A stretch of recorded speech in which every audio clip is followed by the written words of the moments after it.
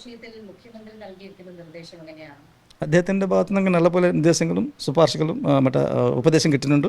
Will follow as per the whatever no the directions that we receive from the chief minister, honourable chief minister.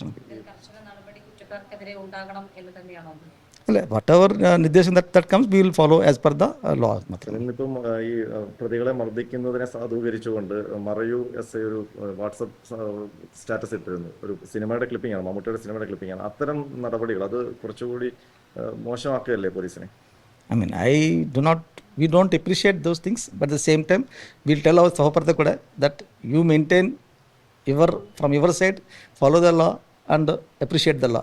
ഇപ്പോഴത്തെ ഈ വാർത്തകളുടെ അടിസ്ഥാനത്തിൽ അല്ലെങ്കിൽ സംഭവങ്ങളുടെ അടിസ്ഥാനത്തിൽ സംസ്ഥാന പോലീസ് മേധാവി എന്തെങ്കിലും നിർദ്ദേശങ്ങൾ സേനയ്ക്ക് നൽകിയിട്ടുണ്ടോ പുതിയതായിട്ട്? തീർച്ചയായിട്ടും തന്നെ എൻ്റെ എല്ലാ ഡിസ്ട്രിക്ട് സൂപ്രണ്ട് പോലീസ്മാർക്ക് DPC-മാർക്കും നിർദ്ദേശം കൊടുത്തിട്ടുണ്ടായിരുന്നു. അവരുടെ ഭാഗത്തുനിന്നുണ്ട് എല്ലാം കരുതൽ വേണം. ആവശ്യമുള്ള രീതിയിൽ എവിടെ നമുക്ക് ഇപ്പോൾ എവിടെയെങ്കിലും ഫോഴ്സ് ഉപയോഗിച്ചാണെങ്കിൽ അതിൽ ആവശ്യമുള്ള ഡോക്യുമെൻറ്റേഷൻ എല്ലാ കാര്യങ്ങൾ ചെയ്തിട്ടുണ്ടായിരുന്നു. നിയമത്തിൻ്റെ ഫലത്തിൽ നമ്മൾ പ്രോപ്പറായിട്ട് ചെയ്യണം. അത് മോസ്റ്റ് ഇമ്പോർട്ടൻ്റ്ലി നമ്മളടുത്ത് തുറന്ന ജനങ്ങൾക്ക് നല്ല സമീപനം വേണം. അവരോട് തന്നെ അവരുടെ ആവശ്യങ്ങളിന് ഏതെങ്കിലും ഉണ്ടെങ്കിൽ നമുക്ക് ചെയ്യാൻ പറ്റുന്ന രീതിയിൽ പ്രോപ്പറായിട്ട് ചെയ്യണമെന്ന് നിർദ്ദേശം കൊടുത്തിട്ടുണ്ടായിരുന്നു.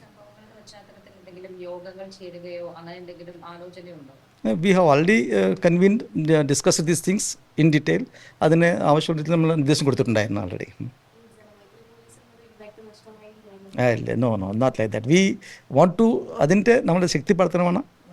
അതേ വളരെ വണ്ടർഫുൾ പ്രോജക്റ്റാണ് അതിന്. കേരള പോലീസിന് അഭിമാനമാണതിന്. അതിന് തീർച്ചയായിട്ടും ഈ ജന്മേത്രി ഉപയോഗിച്ചെടുത്ത് നമ്മുടെ ജനങ്ങൾ തമ്മിലുള്ള ഒരു ബ്രിഡ്ജ് പുറപ്പാടാക്കണം. ആക്കണം. അതിന് ആവശ്യമുള്ള നമ്മൾ സ്വീകരിക്കുന്നുണ്ട്. സ്ഥിരമായി ഇതുപോലെ പരാതി വരുന്ന ഉദ്യോഗസ്ഥന്മാരുണ്ടാവുമല്ലോ, അപ്പോൾ അങ്ങനെയുള്ള ആളുകളുടെ കാര്യത്തിൽ എന്തെങ്കിലും നടപടി? ഇപ്പം പലപ്പോഴും ആദ്യം ഒരു പരാതി വരും, അതിൽ കൃത്യമായ പരിശോധന നടക്കാത്തതുകൊണ്ട് വീണ്ടും ആ ഉദ്യോഗസ്ഥന്മാരുടെ ഇതേപോലെ ആളുകളോടുള്ള പെരുമാറ്റം അല്ലെങ്കിൽ ആ നടപടി അത് ആവർത്തിക്കുകയാണ് പലപ്പോഴും. അത്തരക്കാരെ കണ്ടെത്തി അല്ലെങ്കിൽ ഇനി അങ്ങോട്ട് ഇത്തരക്കാർക്കെതിരെ കർശന നടപടി എടുക്കും? ഞാൻ വീണ്ടും റിപ്പീറ്റ് ചെയ്യാം, നമ്മുടെ ഭാഗത്തുനിന്ന് we will ensure that we give proper service to the public by behaving properly. അതിൻ്റെ കാര്യത്തിൽ രണ്ടാമത്തത് താങ്കൾ സൂചിപ്പിച്ചത് ആരെങ്കിലും ഉണ്ടെങ്കിൽ അങ്ങനെ ഞങ്ങളുടെ ദൃഷ്ടിയിൽ വരുവാണെങ്കിൽ അവർക്കെതിരായിട്ടുള്ള വകുപ്പ് തല നടപടി തുറന്ന് ശിക്ഷണം പിന്നെ പരിശീലനം അതെല്ലാം കൂട്ടിയെടുത്ത് അതാക്കുന്നുണ്ട് ഉദ്ദേശിക്കുന്നുണ്ട്.